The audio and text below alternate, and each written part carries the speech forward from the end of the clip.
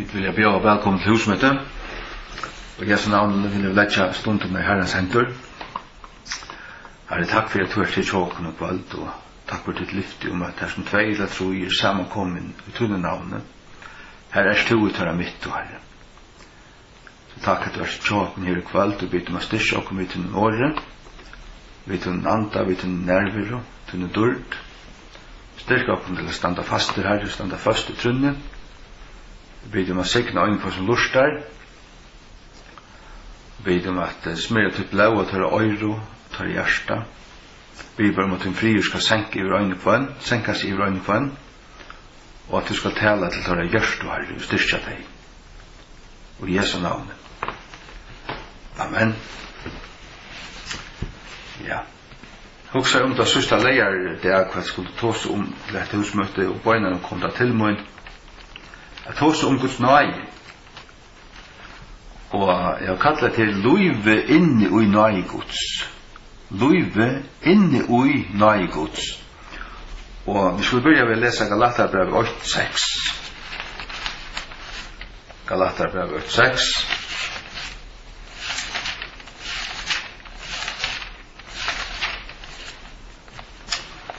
Lívið inni i náði Guds.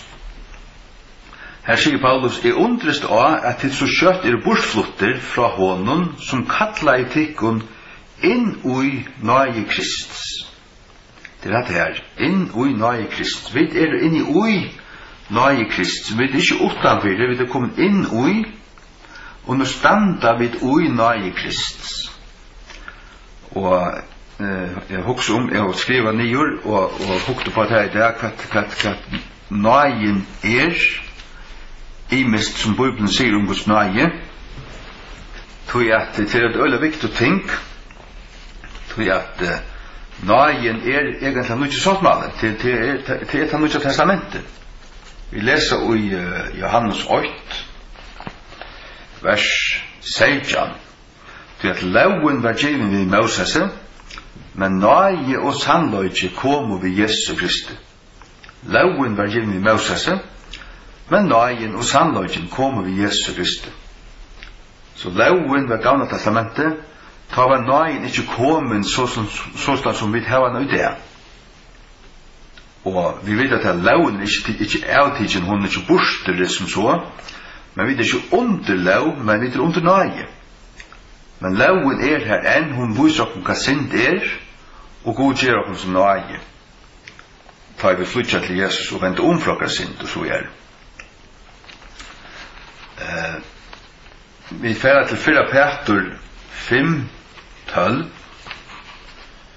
Det blir sånn den der blæring til ofte. 4 Petur 5:12. Her stender om å standa ui náðini. Vi Silvanus og en trofastum brauer i fyrtikon, som jeg halte, her vi skriva stort, formennande og vittnande, at hetta hins sanna náði Guds, og i hverje tid standa. Så vi bør kalla inn i náði Kristus, ta vi tar det gledebåskapen, og tar vi vend og tåk mot Jesus som okkar frelsara, så kommer vi inn i náði Kristus. Og nu standa vi i náði Guds stendur her. Og hetta hins sanna náði Guds, det vil sige til at det var hørst evangeliet rett boa, og tro tog rett, at det av náði vi trygg utan lovargjerningar, at vi Nóah til Jesu Kristi versk vi standa ui, det hans versk det ikke av okkum, det vi standa ui.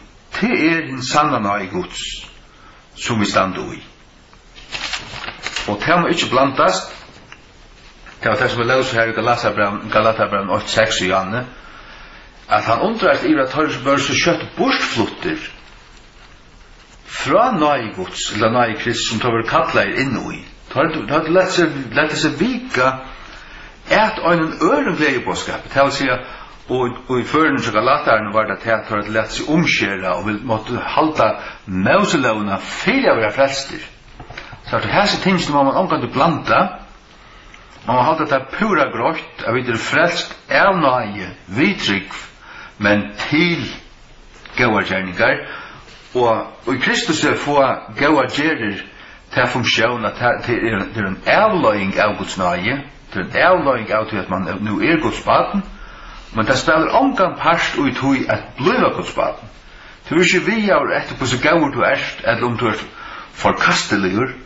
Nej, du är vi av efter hur om du har trygg, och rätta trygg, och om du lyder fullt och fast av Jesu fullkörda verk. Det är legelen, det är så att du kommer in i nåde Guds, in i nåde Kristus. Det är vi att tryggva tog och komma in tannvägen. Du är inte vi av ta självun. Och nu läser vi Efesusbrevet. Efesusbrevet 2 från 8. Vers 22. Tog av náði de frelstir, gjøgnum trúgv, og det ikke av tekun sjálvun, det gava Guds. Ikke av verskun, at ikke nekka meður skulle rausa sér. Til að við handverk hansara, skapa ui Kristi Jesus, tilgau verk, som Gud hefur framan utan fyrirskipa, at vi skulle genga ui tøymum. Av náði vi frelstir, til hvordan Gud givet, til han har gjort allt, men til gjøgnum trygg at vi får lov til det, til okra pastor, til det vi høyra og tryggva. Det vi takker med vi tryggva, men til av nøye som Gud gav. Og det er ikke av okken sjålen, vi er ikke framløyta, det gav av Guds. Ikke av verskun, til å si av lauarverskun, ikke vi halting av laune, til å si av mause lau, det ikke nekka mer skulle rausa seg, til å si, ongen kan rausa seg, ongen bedre enn en annar, og i Kristi. Men, så sier han, David handverk hansara, til å si, han skapa okkur, skapa i Kristi Jesus, og i Kristi, til her vi sett i hanna, men til gauverk, som Gud hefur framan undan fyrirskipa, at vi skulle genga ui tøymen. Det vil si, som Gudsbarn, tar vi genga ui ljøsene, så gjør vi gauverk, det vil si, vi tjena Gud, vi gjør hans vilja, vi fremja Guds rydje, vi boa, vi vittna, vi gjør at vi kallar til av honom. Halleluja. Vi fer til Genesis 6:8. Genesis 6:8. Hitja løgjendru på bruk biblunar av årene náði. Men Nóah fann náði i egen Harrans. Nóah found grace in the eyes of the Lord. Náði øyla brott, og det er nekva no ansur, det kan merkja gautokka, det kan merkja indis tokka, og det omfemmer òsne miskun av Gud fyrirgjevur, men det òsne i Nýja testamentet til å si og i Kristi det alt Guds rydje, alt det som han vil givi okkun, det Guds náði. Men det byrjar vi tog at vi vera Nóah, vi vera miskunna, vaska og fyrirgjevin, men så bøyna veien får vi Guds anda, vi får Guds náði, Guds kraft, Guds til tjänast. Det så jag det nästan i Bibeln att náði också näka som ger oss kraft till att virka. Det vill säga för att ta samman så náði det fänder inte och tacka, det fänder miskunn och det fänder kraft. Kraft till tjänast. Vi färdar till gjøgningar apostlarna 14:3. Gjøgningar apostlarna 14:3. Til så under fors, Nýja testamentet. Lenga tøy tæsvegna var tar verandi, talande djarvlian i Harran, som gav åre Nóar sínar vittnesbord. Og vart tekjen og undra gjørd vi hånden torra, gav åre Nóar sínar, the word of his grace. Så det ikke bare åre hans náði, men til hans Nóar år, til å sette hong saman. Náðin kjemur ta i åre vil boa og møtidje. Det ikke leisrive. året vil kungjørst, så som Bibelen talar, og det vil tro, og vi tog årene, da det vil tidsi med det, så kjemur náðin. Han gav året Nóah sånne, det vil si året tja, året men mer enn til mer året tja, náði sånne vittnesbord. Ja. Vi færer til Gjerningar Apostlene 15:11, til neste søyo. Her sier apostlarræi i Jerusalem, sier sånn her, men vi trykva at gjøgnum náði Harrans Jesu skulle vi være frelstir, eins og tøyr, til å si jødakristner og heidningakristner, vi være all frelst av samme hatt, eins og moner. Kvargen av okkun vi nødt til å halda mausløv til å være frelst. Nei, vi trykker at gjøgnum náði Harrans Jesus skulle vit, til å si jødakristner, være frelstir, eins og tøyr, til å si vit heidningakristner, her eins og monera. Gjøgnum náði Harrans Jesus. Så her er tutningen náði, her er det frelsan og miskun, at vi være Nóah og så videre, ja.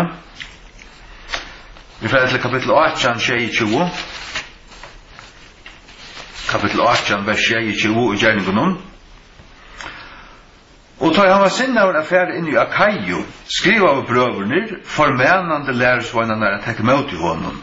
Kvør, da han var komin, hjalte tøymon mykje som hadde tru, gjøgn náði.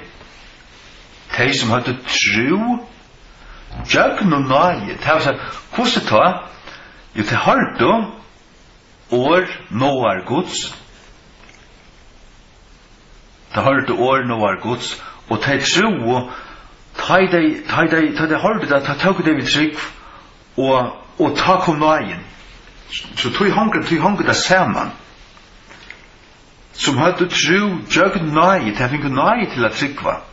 Det vil si at akkurat som det stender Lívið, at som Paulus prætgaði, at Herren åpner henne hjärsta. Men til øysene til at du vilt, til at du er høyreligur, og du er søkjande. Lykka som han selv var Cornelius. Han bær og fasta og søkte Gud. Og Gud hørte hans bønner, og han sendte en åndsjø til Peter, og sendte Peter prætika for honom, tog at han søkte seg. Sånn er det her, det hanker alt sammen. Vi får til kapittel 20, vers 24. 20, vers 24. Men ikke av hessum tingun vika med, og jeg hadde råkni mot liv med sjåven kast, så at jeg måtte fullførst mot skøy vid glede, og tjenestene som jeg har møttig av Herren Jesus, at vittna gledebåskap Nóah Guðs. Ikke gledebåskapen náði Guðs, men to testify the gospel of the grace of God. The gospel of. Den gamla danska, hon går til Østene kvarsfall, Guds nådes evangelium. Det vil si at det Guds Nóah gledebåskaper, det gledebåskapen Guds náði. Og til han som han vittnar ikke han, men tar han vittnar, så talar han talar ikke gledebåskapen, men han talar gledebåskapen, og det Guds kraft til frelsu. Det gledebåskapen Guds som Guds kraft til frelsu. Og vers 32 i røysene. Og nu, brøver, jeg løyde til kun opp til Guds og til Nóah års hansara, som først for jeg bytja til kun opp, og gjeva til kun arva lot med den allra torra som og halgair. Han løytar opp til Nóah års hansara. At det skulle varvåta der, vi til at han hilde tog framme, og hilde av framme standa fastur i tog, jotta til, såles når kom der standast, og ikke være vittløyter. Det aller farligaste til at man vil vittløyter til en annan gledebåskap enn han sanna. Og han sanne at det Jesu fullkjørda verk som vi skulle bo og trygg på, at det hans deg og opprørsen, og hans dørja bare blau, som har kjøpt okkur, og som vaskar bort okkar sinter. Halleluja. Vi får være vi inn I Romerbrevet. Rom 3:24. Rom 3:24. Verande rattvisgjørder utan virle, av náði hansara, gjøgnum endurløysingina som ui Kristi Jesus. Vi får rattvisgjørder utan virle, til å si, utan endurgjald. Vi får betala for det, til frukt, utan virle, av náði hansara. Til å si, náði Guðs, gjøgnum endurløysingina som ui Kristi Jesus, til tar vi komma til Jesus Kristus. Til her endurløysingen vi vil endurløst, leiskjekt, og så videre. Men vi vil rattvisgjørd utan virle av náði hansara. Halleluja. Kapitel 4, vers 4. Nu til hansara som til hansara som gjør versk, vil endurgjaldi ikkje rokna av náði, men av skylduløyka. Gjerst du versk for å være rattvisgjørdur, så vil det være verskene via, og du vil ikke rattvisgjørdur av náði ta, men av skylduløyka, til å si hvor vart du har klart at liv opp til dette her, og det klarer ikke av okkum. Men, det er til okkum som tryggvar gledebåskapen, her vil det rokna av náði. Det stender vers 5, men til hansara som gjør ikke versk, men tror av han som rattvisgjør hin av godliga, trygg hansara vil rokna til rattvise. Her vil din trygg rokna til rattvise. Din trygg var Jesus. Så start fastur og stennur I trúnni av Jesus. Det tøyne mun bjarging. Halleluja. Kapitel 4, vers 16. Tøy det av trygg, at han måtte være av náði.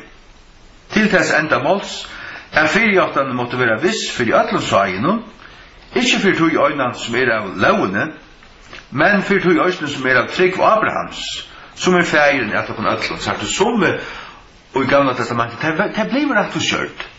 Men det var tøy at de tro og tøy ljøsene de finko, og de fyllte tøy forskriften og fyrkjøpen god de gjørst, vi offren av djauren og allen tøy, og de tro, de lite seg opp I Guds náði. Lukka som Abraham, han vi kallar okkar troarfeir, til han hørte fra gode, og aktaie, og troe, og god rokne hans trygg til rattvise. Og tøy han lukka som en profetisk firemynd okkur som nu vil rattvisgjørd av trygg. Vi vil kalla bøtten av Abraham, så han vil kalla okkar feir, troarfeir. Ja. Halleluja. Og I kapittel her I vers 11 og vers 12 vil han kalla feiren bægi at omskjeringsne og avomskjeringsne. At avomskjeringsne, vi geng ikke bare, lat oss lesa vers 12. Og feiren at omskjering tja tøymon og ikke av omskjeringsne øynans, men som òsne geng og sporen av tørre trygg feirs okkar Abrahams, som han hei verandi enn avomskåren. Det vil si at vi høylig, vi gerar årsins og så videre.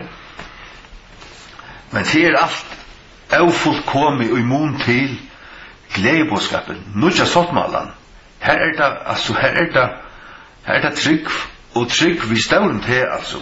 Det Jesu versk, her det ikke nekka, her det okkara versk luitil. Lukka som sørste gamla testamentlige profeteren sier, han sier til han sa Jesus, eller han pøykar Jesus, han sier, han øyra veksa, og øyra minka. Sånn det nu, at unutja sottmalan det sånn at det Jesu versk som alt avgjerande. Ja. Vi lytter på kapittel 5, vers 8-2. Tess vegna, verande rattvisgjørder vi trygg, heva vi fri, vi god, gjøgnum Harravaran Jesus Krist. Vi kvarjun òsne vi heva etgångt vi trygg, inn ui hesa náði, og kvarju vi standa, aftur her standa, og frøvast ui vevn Guds durt. Guds durt her, til okkar durtargjering, til opprøsnen, til okkar opprøsnar lika, som skal være et durtar lika, det det som vi frøvast Men her stender altså vi rettforstgjørte vi trúgv, og til har vi fri vi god, og til alt gjøgnum Herren Jesus Krist. Vi kvarjen til seg vi Kristus, har vi etgångt vi trúgv, inn ui hesa náði. Det var vi trúgv, vi kom inn ui náðina, ta vi tar du gledebåskapen, som vi løser her, Galaterbrevet 8:6, er byrjan vi. At vi kallar inn ui náði Kristus. Og her standa vi. Vi tar ikke etgångt vi trúgv inn ui hesa náði. Her standa vi. Og stad fastur her, og i trunne av Guds náði og i Jesus Kristus. Halleluja. Ja, kapitel 6, vers 14-15 i Romerbrevnen. Kapitel 6, vers 14-15. For synd skal ikke hava herradømme i vitekon, for tid du ikke under lovene, men under náði. Hugsa der vi under náði. Under náði. Hvert ha, skulle vi synda av at vi ikke under lovene, men under náði, God søyde fyrir. Vi skal ikke være misbruka náðina, og liv i synd, til at nu alt náði, nu Nóah, og det alt så frukt og sånt. Nå, vi skal ikke bruka náði Guds vårt til kjensko, som Judas skriver om. Det at misbruka Guds náði. Det skulle vi ikke gjøre. Men legg mest til, vi ikke under lov. Vi under náði. Hver så Guds lov? Jo, det sånn at som Guds bøten, så vi Nóah, vi rettvisgjørt vi trúgv, og den rettvisen som okkum given til Jesu liv. Til den rettvisen liv han levde. Til Romerbrevet 5:20 sier til at vi vil rettvisgjørt vi liv hans herre. Alt Jesu liv var til at liv opp til Guds rettvisa standard Guds krev rettvise til levde han, og så gav han seg, og til vi klatt vi, til giv i okkum, til vi tilrokna okkum,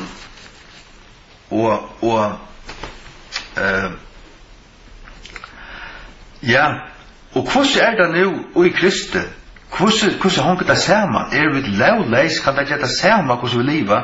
Nei, tog at Guds ande bor i okkum, og han vil halda okkum til, så at han gjør okkur førfyrir at vi til at vi liva etter en lov, til kærløgans lov, og så tar vi kærløgjen oppfylling lovaren er stendet av Romerbrevet nok stedene, men vi får ikke bare Rom 8:4 her på, kom du til Rom 8:4?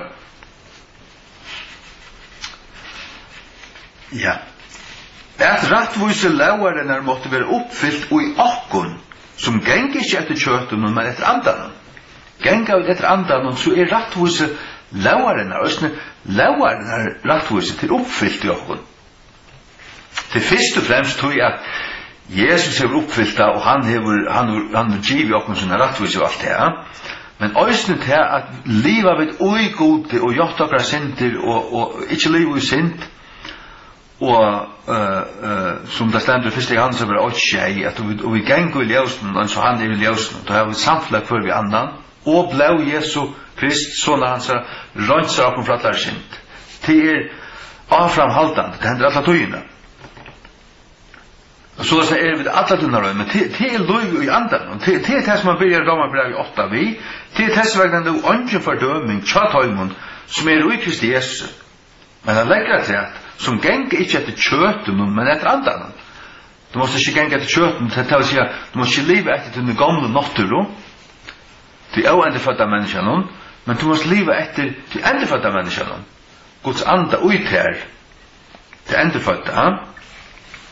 Og han nevner også her lovlufsens anda i vers 2, til at lovlufsens anda i Kristi Jesus hever gjort med frujan fra lovsyndaren og deians. Så vi er ikke langt træler under synden i deian.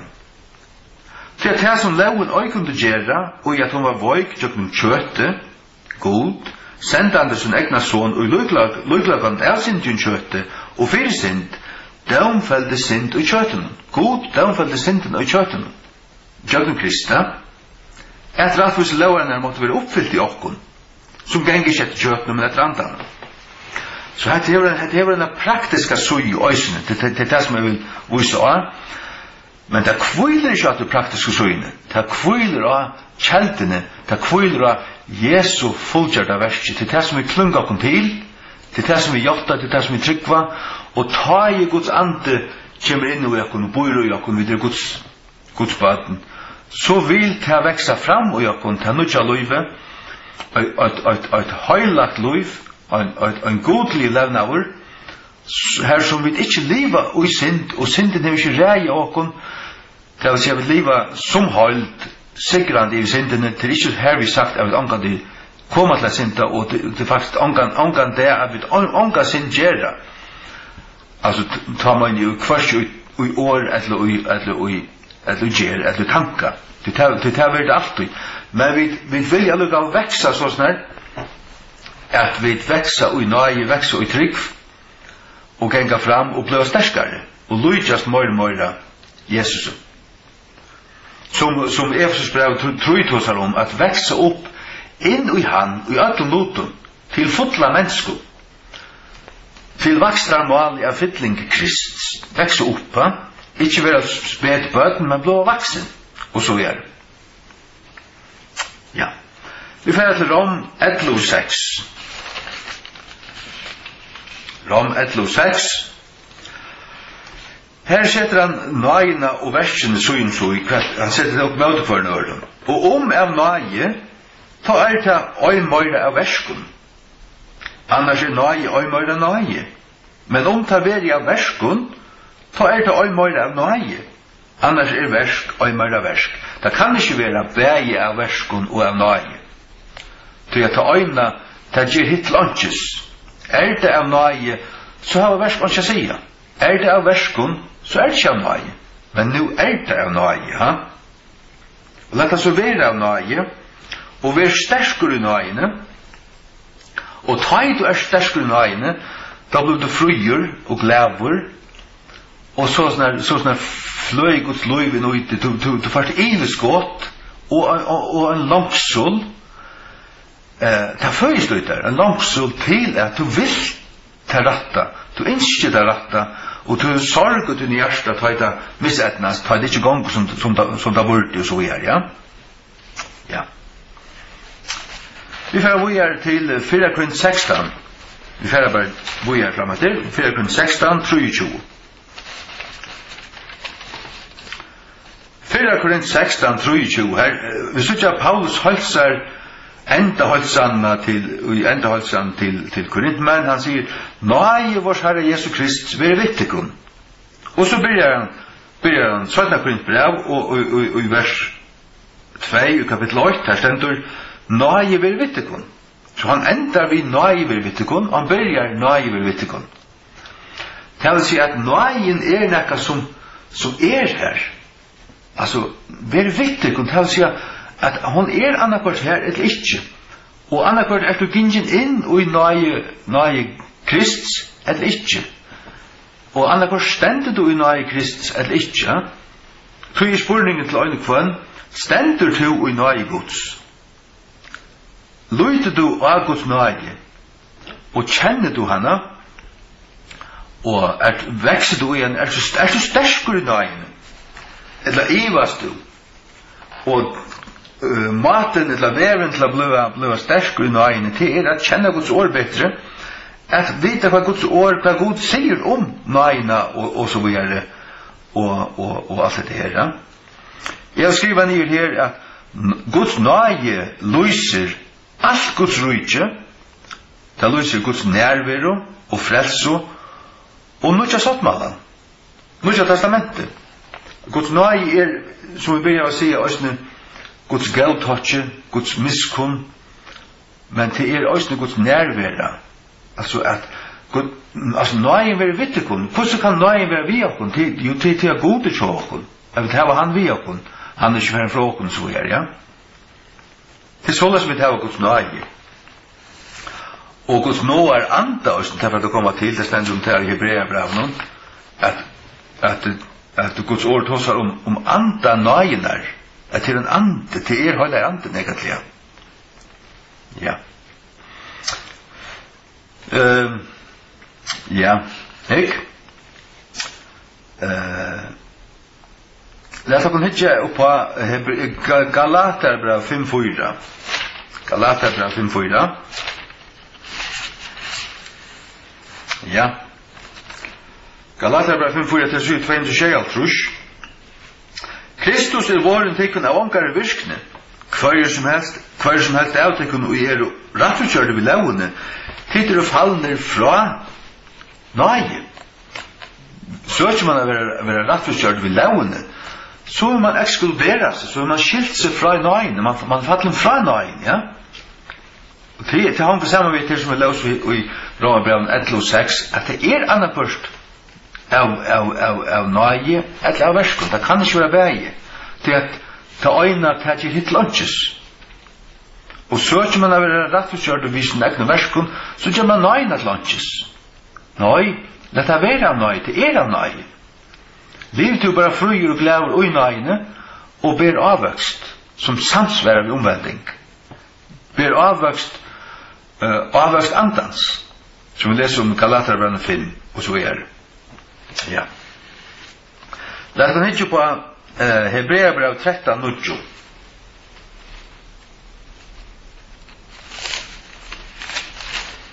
Hebreabrev 13:9. Hikk.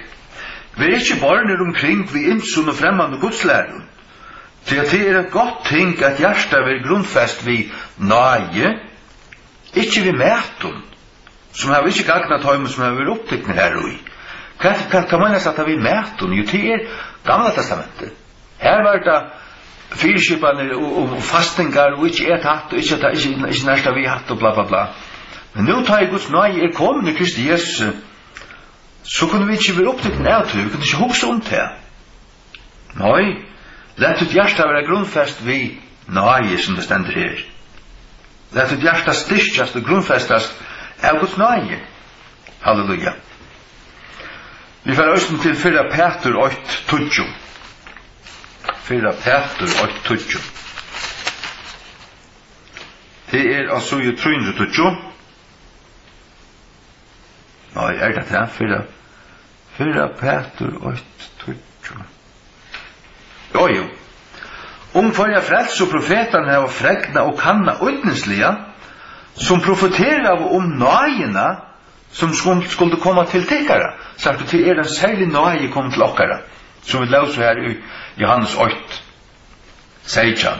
Loven kom i Moses, náðin og sannløgjen kom i Jesus Kristi.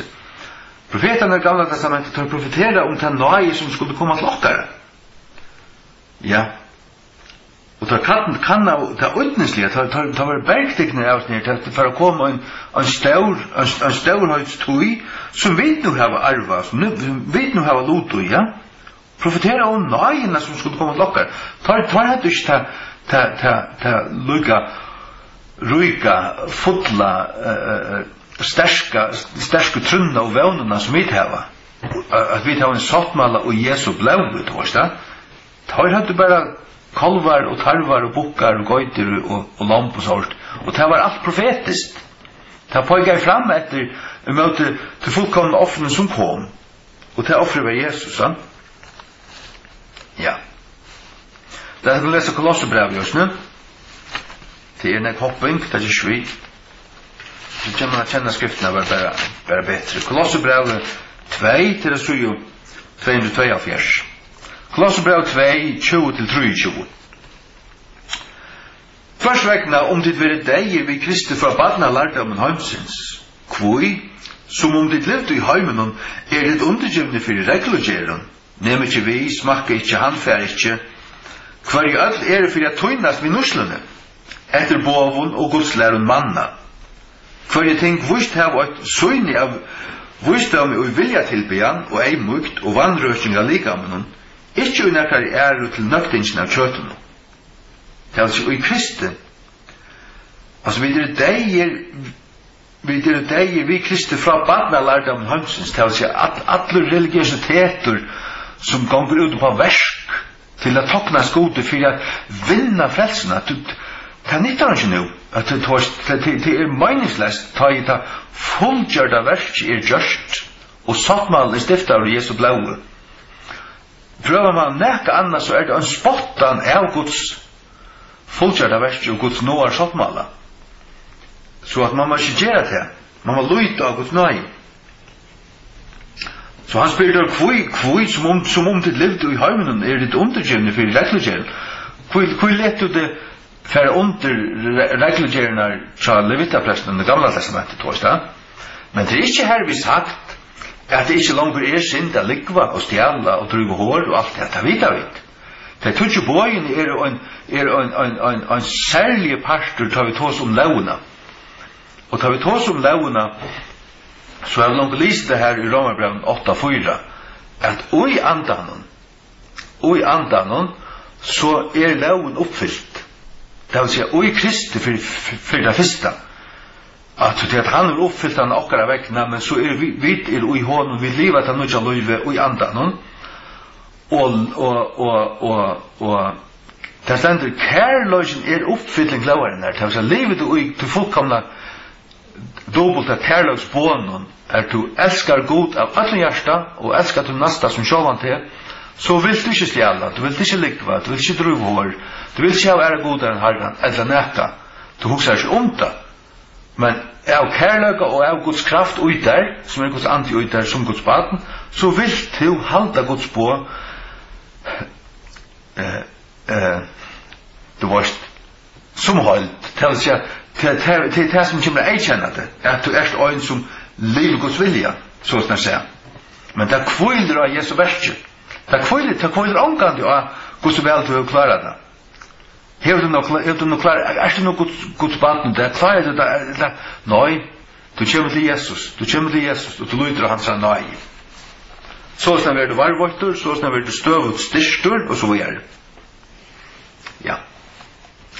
Jeg har lov å nevne at Guds nøye alt det som Gud har vært okkum i trúnni av Jesus Krist. Bæja miskun, men òsne kraft. Jeg ber jeg si at året nøye et brøtt år. Det omfevner gautaka, det omfevner lukka som Nóah fann nøye og Guds eion, det omfevner òsne miskun, det ber jeg miskun. Og det vi da lyst til at vi skulle ganga inn i det, vi kalla inn i nøyen av Kristi, og her skulle vi standa. Men Bibelen tar så også om til at nøyen gjør kraft til tjeneste. Og i 4 Korint 15:20, 4 Korint 15:20,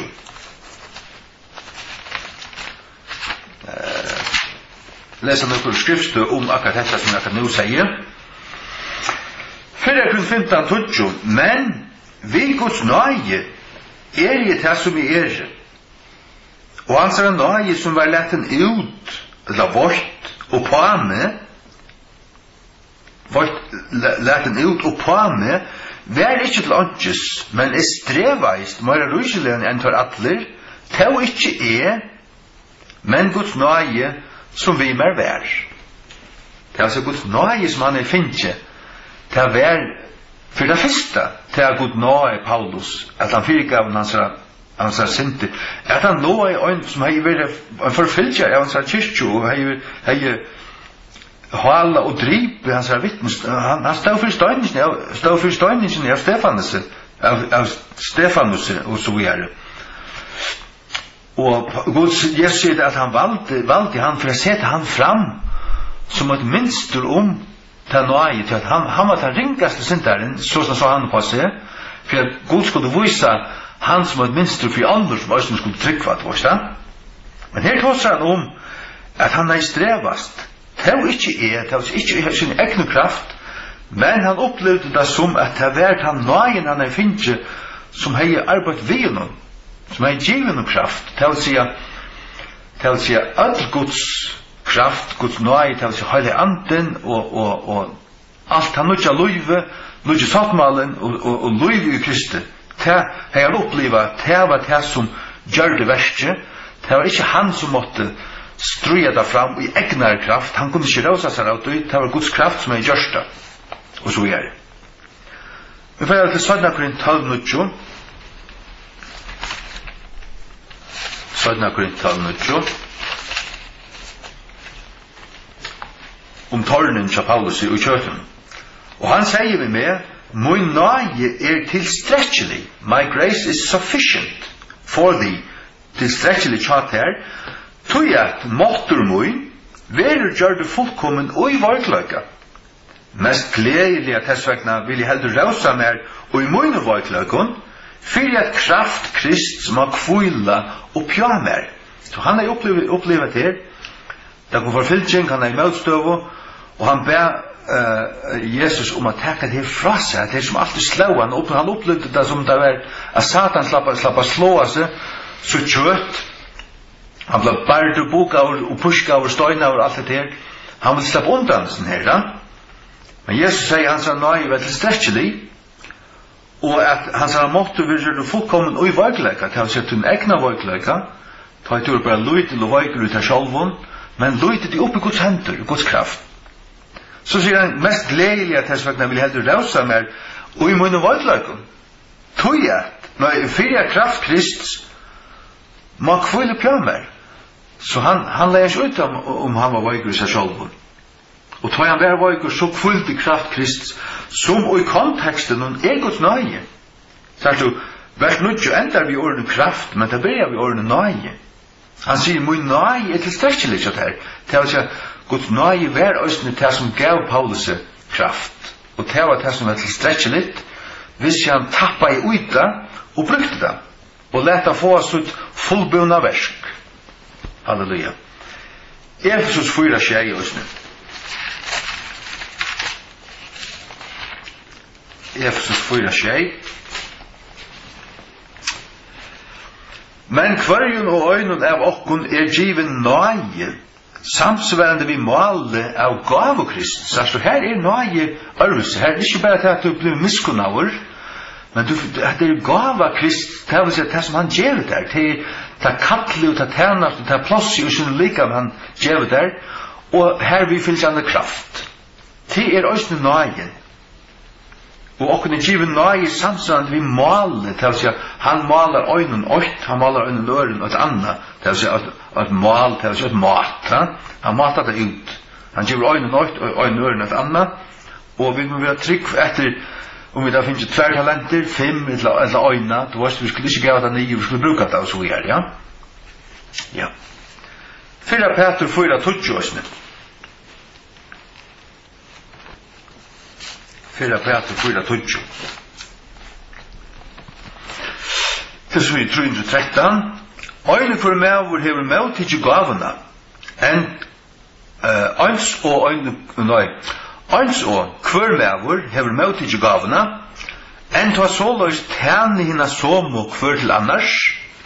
Som gauir hushaldarar av hine margfalt og náði Guds. Nekka som margfalt, det merker til det nekva sugir, det nekva fasetter, det kan suttjast på imsa matar. Og så her tås om at vi tar møt ikke gavuna, det vil si gav Krist som han mat okkuna. Så skulle vi tjena hver en øren visen her, som gav hushaldarar av henne markfalt og náði Guds. Så her synes jeg at det er náðina som kraft. Halleluja. Vi får av her. Vi må kare sin kjøtt, det er sin rikkus mykje, og det skal helst komme fram. Vi Guds náði, skjønner? Vi Guds náði. Ja. Galaterbrev 2:21. Færa vi til, det er 255. Ja. Ja. Galaterbrev 2:21. Avgjeldi ikkje náði Guds, til at rattvise komme vi lauene, ta Kristus deir til åndsjes. Rattvise kan være vunnen vi lauene. Nu, så Kristus deir til åndsjes. Nei. Kristus deir, han er i snuppater, han stiftet nøysa sottmallan. Og kunne vi nu vinne rattvise vi lauene, ja, hva skulle Kristus så dodja til? Nei. Vi til at han nu deg opplysning og har stiftet han nødja sattmallan i blåsunnen, som han sier. At det et nødja testament i blåmunnen. Så det som vi lytter av. Og vi ikke gammalt testamentlige lovhaldere, etter Moselov og alt det. Vi ikke under lov, vi under nøye. Men og i løyve og i Kristi, løyve i andan gjør det at vi halda Guds lov. Halleluja. Det underfullt det. I Efesus 8, tjei, vi deler bort her, det er 203. I Efesus 8, tjei, og i kvarjen vil hava endurløysing gjøgnum blau hansara, fyrirgjevingssindana, samsverand vi rujkdamannar av náði hansara. Vi har endurløysing, endurløyst, endurkjæpt, gjøgnum blau hansara, vi har kjæpt vi blau hansara, vi har fyrirgjevingssindana, samsverand vi rujkdamannar av náði hansara. Det er alt av náði hansara. Halleluja.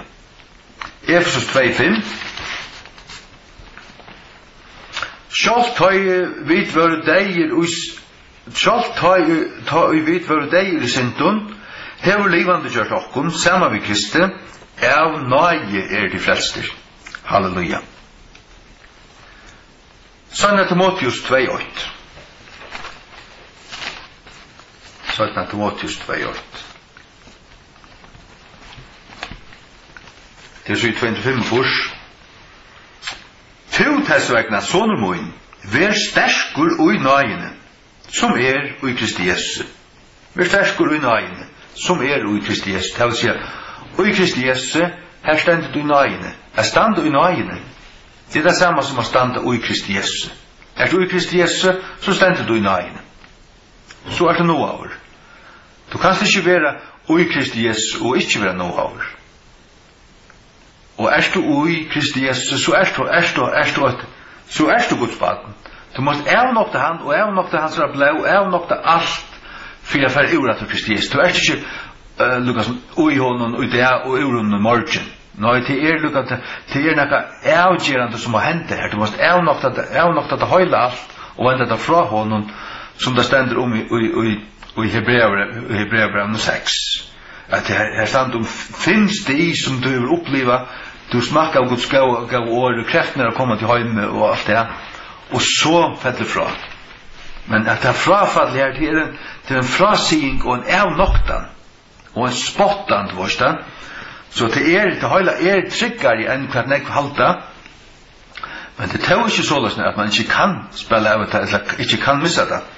Jo, men det er nekka medvita her, det er ikke nekka som, men det kan også være at du er bare kallnar, og blir pura lukka gildigur, og heldig det vera livande, men erst ikke.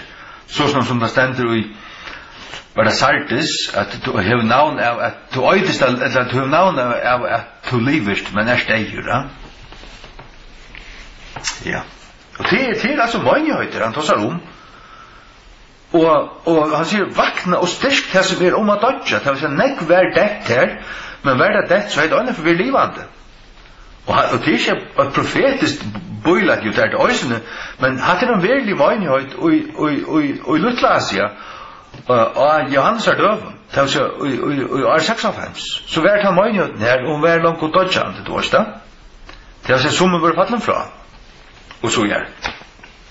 Så skal man skal være ugen, man skal være en hitjen bruarmodj, man skal være vusrui, man hever olje og lampene og alt det brennande, og at man hever eike olje og i kannen i øysene, så løsne at tøyda for å trauta, og lampan kanskje sløknar, for å få henne brenne atter, så skal man ha eike olje for å kunne køyre av kannene og få henne brenne atter. Halleluja. Det er hikkne bruarmodjanar, det er der som i gauun tøyen pløa Guds ord i gjøgnum og beande og brukar sina tøy og vi at leva gode nær og skutja alt som er gode anstikt og så vi som ikke er oppbygget litt. Skutja det. Halleluja. Hebreabrevet 4:16. Hebreerbrev 4:16. Lät okkum til koma djærligan ha sete náðinar, at vi med vinna miskun og finna náði til hjelpar og i tøy av tørve. Lät okkum til koma djærligan ha sete náðinar. Kvoi? Jo, til årsak av vers 15. Til vi har ikke en høvsprett som ikke kan være norsk til vi kjenslen i akkurat veitløykun, men vi er i öllum punktum frøst av lykka som vi vera til utan sint. Han er akkurat høvsprester. Han er langt vi i gjøgnum alt. Vi er frøst av men til utan sint. Og han gav seg sjálvan fyrir okkum og kjæpti okkum visnum blaue. Tøyken vi koma djærvlig at ha seg til náðinar. Er vi vid med å vinna miskun, for å vinna miskun og finna náði til hjelpar in time of need, og i tøy av det merker ikke for sånt, til å si og i gauar tøy, til å si er det for sånt, til å si søtja god men han er å finne og så ja. Ikke utsetta det, ikke være slappur, ikke være lukka gildigur, men ugen. Hebreerbrev 12:29. Hebreerbrev 12:29. Her stendur anda náðinar. Ande náðinar, ja men nu knutst alt saman. Vi da tar som til at náðin er også Guds lov, náðin er Nýja testamentet, náðin Guds nærvera, til at náðin en ande, náðin Guds ande i øysene, at det vil si ta vi vera Nóah, ta hangur saman vi til at ta få vi Guds anda, han kommer ui okkom, og ta hender ui til vi vera Nóah. Det vil si vi vera vaska i Jesu blaue, og det som halka hans blaue, her flyter Guds ande inn. Tøy kan han øyta ande náðinar. Og her leser vi Hebreerbrev 12:20. Til hvussu mykje svarar refsing halda tid, skal han være hilden verdur, som hever trakka under felt sånn Guds, og hever rokna blau sottmalans, vi kvørjen han vær halkaur, og et vann høylagt ting, så heter han frafallen, og en spottare.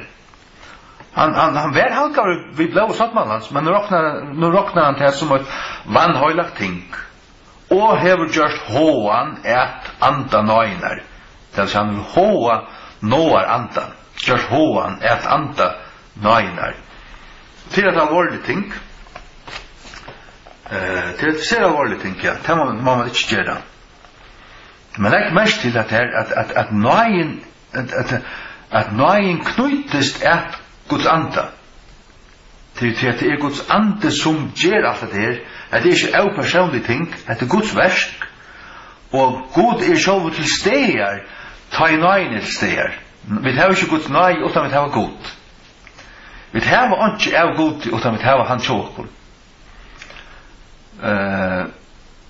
Ja, tog det til at vi stersker ui náðine som ui Kristi Jesu. Det ikke bare stersker ui náðine. Nei, hon ui Kristi Jesu. Og ui Kristi Jesu, så ui náðine. Og så det. Og som vi sa her, byrja vi, at hon går stersk saman vi årene nøysene. Det hans Nóar år. Året vil pratika, og det året som kunngjør náðina, og ta du høyre til, og trus du, ta kjem náðin til du, og ta flytte Guds ande inn. Og så det. Tog året sera viktig, tog Bibelen og almyndelig døyra vær, og sera viktig ting, og tog til at det sykje til å vite, tog hver stund og hvert offer fyrir Guds år, til det verst, for tøyme, og så ja. God gjør ein mjukun náði. Det leser vi i Jakobsbrevnen, vi er nesten litt nå, Jakobsbrevnen 4:6. Jakob 4:6. Til 308. Men han gjør meira náði. Hversvekta han sier, God stendur hinn dramblat og i møte, men gjør tøymen ein mjukun náði. Å være dramblat til å være stoltur og være herrer og fuller av seg sjálvuna, da kan du ikke få náði. Du måste vara eimjukur, du måste vara sannur, vika enka sannlega under sjálvan, og vara eimjukur, vara lydlaten fyrir gode. Og så var sånn her Fast du lot i, alltså det bara rätt att vara, att det rätta hjärtaläge. Och att det rätta hjärtaläge hänger samman vi att du vänder om. Till att du en omvändning är egentligen en kapitulering. Du ger upp och du ger det evigt gott till en evigering. Och det är en mjuk stöva. Alltså en omvändning är inte att taka sig samman till att ge upp. Till att taka med Guds hjälp. Det är omvändning. Halleluja. Till störst. 4 Peter 5:5 också. 4 Peter 5:5. Här ständer det samma. Peter säger det samma. Som lös till inkro, undergivet till själva att ta men äldre. Ja, alla av det vill undergivna för fri öron. Och vill klatter vi einmjuklöka. Tror jag att Gud ständer inom dramblat och imöte. Og gjør náði til teg eimjuku. Han gjør náði til teg eimjuku. 4 Peter 8:13. Til en annen sjuja. 4 Peter 8:13. Guds náði omboar øysene til evige løyve. Vi skulle få náði til evige løyve øysene. Til øysene Guds náði. Her tog Guds náði her. 4 Peter 8:13. Hvers vegna giri upp lendar sinnestikkara, veri etruer, og vevne til endan etter torre náði, som øyra vera boren tikkun vi åpenbering Jesu Kristus. Det vil si at Jesus byrstist, da han kommer nattur, da får vi en æra náði. Det vil en náði som skal vera boren okkun. Hva er det? Jo, durdar ombrøytingen. Det vi rausa okkum øysni i vevn Guds dord, som vi rausa her i Romerbrevet 4, eller var det 3.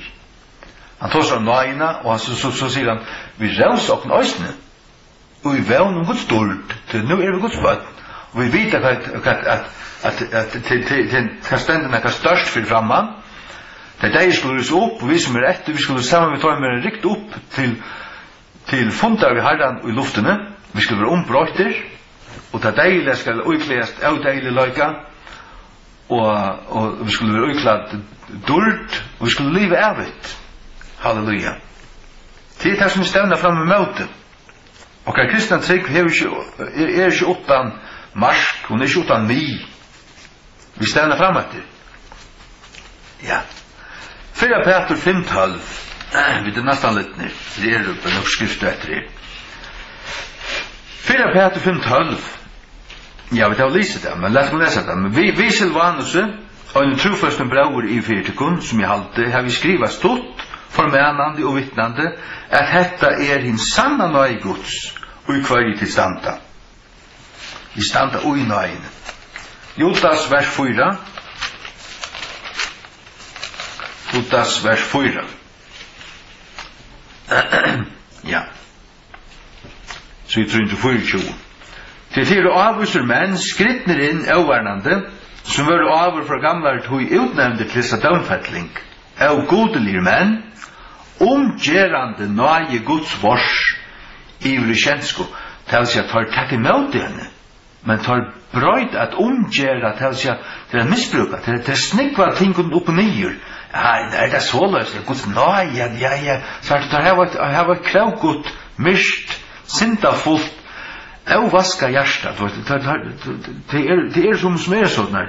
Og så vil jeg da misbruka det, og omgjøre Guds nøye i vri kjensko, til å si syndafrutt, men syndafullt levna, syndalevna, kjensko, til å si rævlige synder.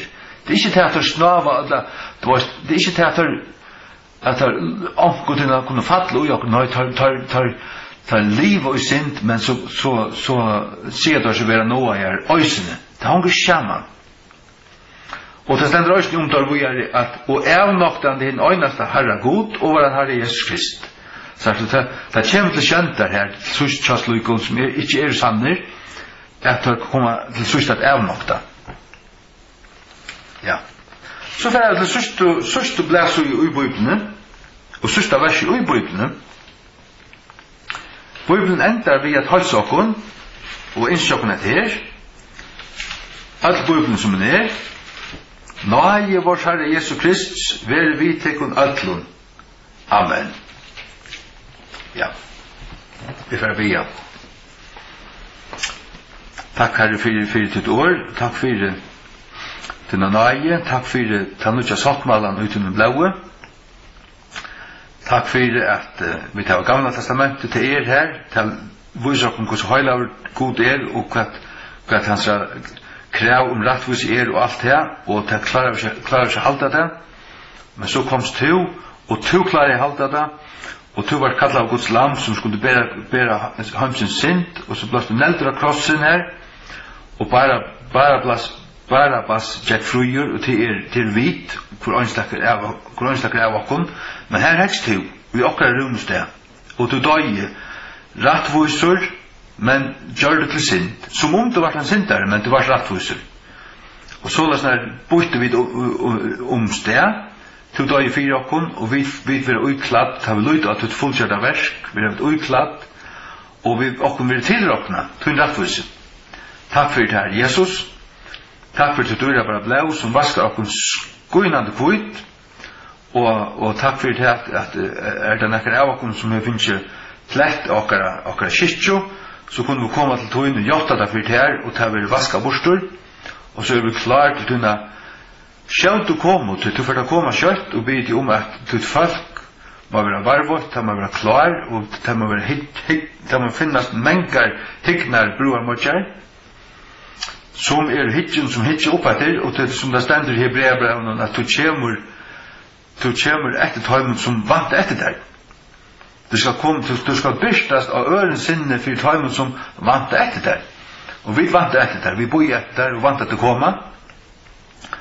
Og til det som vi lever ikke fire, nekka av oss ver, men er fire to, og Herre frelsere skal komme atter, og vi vil ha ånder vi okkom, så vil vi halde året fram, og poika av til, og be for øren, og vittna for øren som vi kunne Herre, og be til at styrke okkom, og lett henne nøye, halde okkom oppe, og halde okkom sterk, og be til at her må være tøym til styrke og sikningar som har hørst til året kvöld, at her løyta fullt og fast av til og henne nøye, og løyta, og sikva såles når tutt løyv, andans styrke, og andans glede, og andans løyv i nøyse, og såles når at det er fri, og full av Guds løyv, full av Guds nøye, og Nóah kraft, til at henne her. Og i Jesu navn. Amen.